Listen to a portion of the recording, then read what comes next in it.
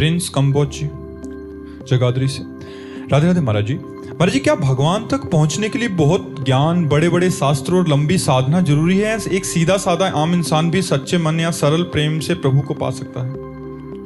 सच्चा मन और सच्चा प्रेम कहां से लाओगे? क्या स्वाभाविक मन सच्चा प्रेमी है? हमें उत्तर दीजिए। पूरे जितने लोग बैठे हुए हैं, मन को छोड़ दो, क्या है सच्चा प्रेमी है? इससे ज्यादा गंदा कोई होगा ही नहीं। हम सब लोग बैठे हुए हैं, देख लो, अगर इसको मन को छोड़ दो, गुरुवाणी शास्त्र आज्ञा के अनुसार ना चलाओ, तो इससे ज्यादा कोई गंदा है नहीं। ये बहुत गंदा, बहुत गंदा है। ये सच्चा प्रेमी बन ही नहीं सकता जब तक साधना नहीं करोगे। और सच्चा हृदय मतलब बुद्धि का निश्चय वही तभी होगा जब पवित्र होगी बुद्धि। तो पवित्र करने के लिए ही तो साधना है, पवित्र करने के लिए तो शास्त्र है, पवित्र करने के लिए तो संत समागम है। इनके बिना मन पवित्र हो जाए और भगवान में लगा दे तो बहादुर समझे। कैसे सच्चा हो सकता है मन? मना कष्टान इंद्रियाणि प्रकृति स्थान कर सती। बिना साधना के ये भगवान की तरफ जाता ही नहीं है, ये भोगों की तरफ ही जाता है। आप देख लीजिए, भगवान की तरफ तो कठिनता से जाता है, भोगों की तरफ सहजता से जाता है। इसीलिए शास्त्र स्वाध्याय बना है, इसीलिए सत्संग बना कि हम सत्संग के द्वारा, शास्त्रों के द्वारा, भजन के द्वारा अपने मन को पवित्र करके मन को जो संसार का प्रेमी उसे परमात्मा का प्रेमी बनाए। इसलिए ऐसा स्वाभाविक प्रेम नहीं हो सकता परमात्मा से। स्वाभाविक प्रेम तो सिद्धों का होता है, जो सिद्ध हो चुके हैं उनका सहज प्रेम होता है। जाहि न चाही कबहु कछु, तुम सन सहज स्नेह, तुम सन सहज स्नेह, बसहु निरंतर तासुर सुर और निजगे। वाल्मीकि भगवान श्री राम से कहते हैं, जिसको कभी कुछ नहीं चाहिए और आपसे सहज प्रेम करता है, उसका हृदय आपका निज घर है, आप उसके हृदय में वास कीजिए। वाल्मीकि जी महाराज भगवान श्री राम जी से कहते हैं, हमारे हृदय में देखो ढूंढ के तो चाह की ही बाढ़ आ रही है, ये चाहिए, वो चाहिए, वो चाहिए, वो चाहिए। हम भगवान से प्रेम कर सकते हैं? नाटक कर सकते हैं भगवान से प्रेम का? प्रेम नहीं। प्रेम तो तब होगा जब साधना करोगे, भजन करोगे, मन को मारोगे, मन को पवित्र करोगे, तब जाकर के वो स्थिति आती है। बात समझ में आ रही है आपके? जी। अशोक जी रोहतक हरियाणा से। राधे राधे गुरु जी। गुरुदेव, कभू तो थोड़ो भजन कभू होत विशाल, मन को धीरज छूटे नहीं गहे ना दूजी चाल। महाराज जी, आपकी कृपा से थोड़ा सा भजन तो होता है, लेकिन फिर मन इधर उधर भाग जाता है। महाराज जी, क्या विशाल भजन सिर्फ सिद्धों का ही होता है? हाँ, सही बात है। जो भगवदाकार वृत्ति को प्राप्त हो गए, उनका प्रति सेकेंड भजन हो रहा है, वो कर नहीं रहे। जो हो रहा है वो विशाल भजन हो रहा है, निरंतर रात दिन भजन। कभी कभी सतोगुण की वृद्धि में साधारण साधक के द्वारा भी बहुत अच्छा भजन बन जाता है। फिर रजोगुण तमोगुण की वृत्तियों से आवृष्ट होकर के वो नाना प्रकार की कामनाएं अप्रमाद स्थिति में फंस जाता है। लेकिन साधक को अभ्यास मन को लेकर के नहीं करना चाहिए। हमारा मन विषयों में जा रहा, जाने दो, छोड़ो, तुम नाम पकड़ो, देखो कहां जाएगा, नाम में आ जाएगा। मन नहीं लग रहा तो नाम छोड़ दिया तो फिर वो अपने में लगा लेगा, अपने में लगाएगा तो प्रकृति में लगाएगा, प्रकृति में लगाएगा तो कोई ना कोई भोग वासना हमको बांध लेगी। ज्यादा मन से प्यार मत करो। अपने लोग इतना मन से प्यार करते हैं कि उतना प्यार किसी से करते ही नहीं। मन की हर बात को छुपा लेंगे। मन चाहे जितना बुरा सोचे उसको दबा के रखेंगे, चाहे जितना बुरा करे उसको प्यार देंगे। कभी मन को दंड देना सीखो, कभी मन के खिलाफ खड़े होना सीखो, मन को सत्य मार्ग में चलाने के लिए कभी डांटना सीखो। देखो भजन होने लगेगा। आज भजन में मन नहीं लग रहा, ठीक है, तो आज हम उपवास करते हैं, अपने आप लाइन में आना शुरू हो जाएगा। 3 दिन के लिए उपवास, वृंदावन में वास करते हैं तो 3 परिक्रमा रोज वृंदावन की। ये अपने आप उठे बैठेगा, कहेगा जहां कहोगे वहां लगा देंगे, हमें भोजन दो, हमें विश्राम दो। इसको दंड देना चाहिए, मन को दंड देना। 1 महीने के लिए हम फलाहार रहेंगे, 1 महीने के लिए मौन, ये सब संयम है जिनके द्वारा हम अपने मन पर शासन कर सकते हैं। मन को ऐसे मारा तो जा नहीं सकता, तो मन को ऐसे साधन में मारा जाता है। जाओ 1 महीने के लिए नमक खाना छोड़ दिया, बिना नमक की सब्जी में, मीठा छोड़ दिया, खीर बनेगी लेकिन चीनी नहीं पड़ेगी। वो बेचारा परेशान हो जाएगा, वो कहेगा हमें जो कहोगे हम करेंगे, हमें थोड़ा सा ऐसा खवा दो, थोड़ा सा पिला दो, क्योंकि मन जीवित रहना चाहता है विषयों में। तो अगर साधना करनी है तो मन को मारना पड़ेगा, मन से युद्ध करना पड़ेगा, मन के खिलाफ खड़े होना पड़ेगा। जैसा मन कहे वैसा करोगे तो जितनी जेल भरी है ना, वो सब मनमानी करने वालों से ही जेल भरी है। जितने नरक की यात्रा होती है ना, वो सब मन के अनुसार करने पर ही होती है। थोड़ा होश में हो जाओ, इस मन के खिलाफ चलो, मन के विरुद्ध खड़े हो। तस्मात् शास्त्रम प्रमाणम ते कार्याकार्यो व्यवस्थित हो। कार्य क्या करना है क्या नहीं करना है उसको शास्त्र प्रमाणित करो। शास्त्र के विरुद्ध यदि मन हमारा कोई कार्य करने की प्रेरणा दे रहा है तो हमको उसके खिलाफ खड़े हो जाना है।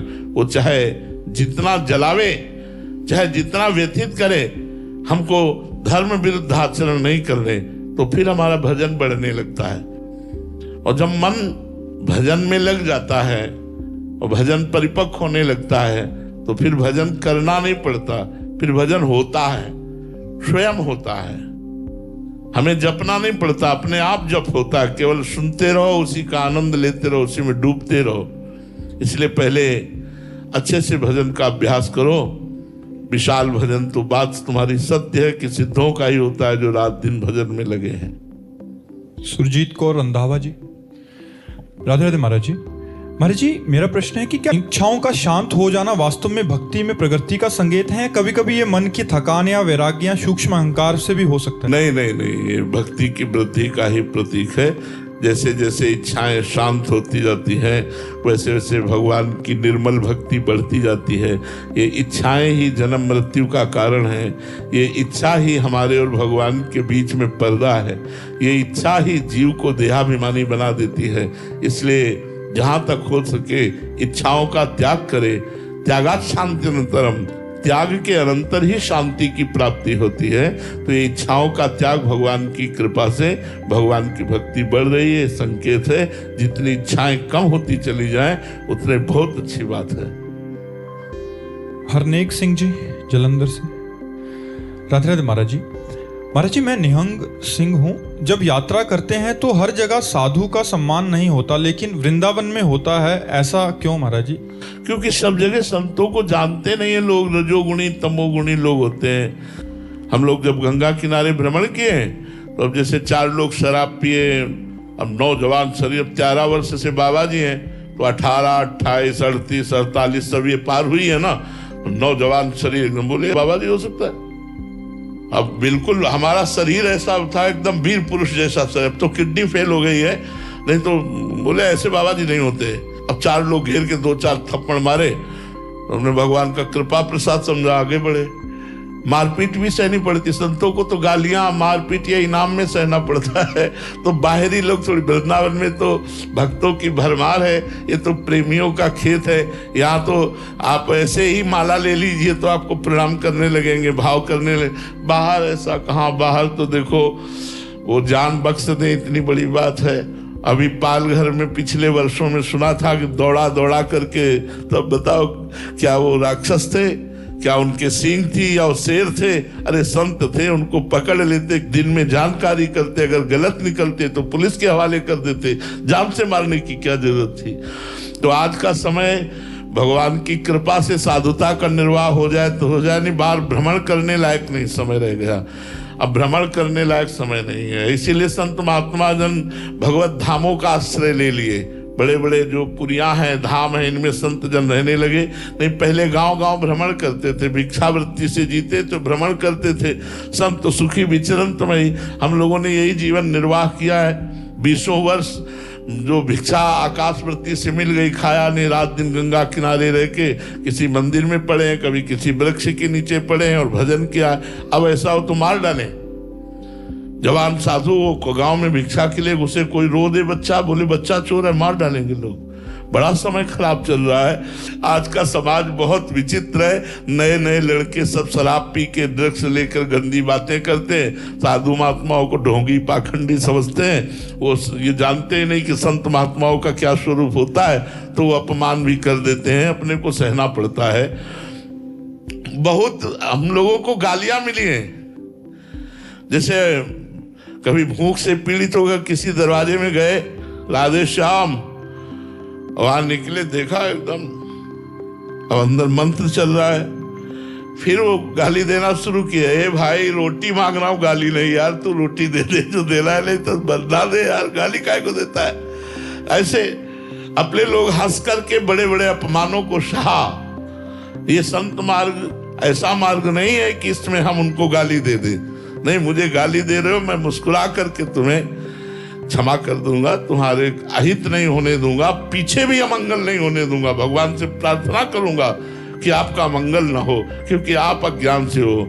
अगर आपका भाव सही है तो भगवान आप पर कृपा करें, और आपका भाव गलत है तो भगवान आप पर कृपा करें, आपकी बुद्धि शुद्ध करें, आपको तनिक भी कष्ट नहीं होना चाहिए।